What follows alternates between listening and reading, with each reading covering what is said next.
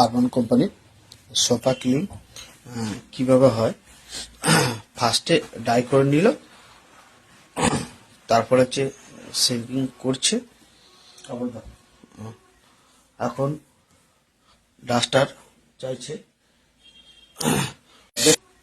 এখন ডাস্টার চাইছে। দেখতে পাচ্ছেন পেন্টিং করার পরে পুরো ফাইনালি ডাই করছে। দেখুন কত পরিষ্কার, কালারটা কেমন চলে এসেছে।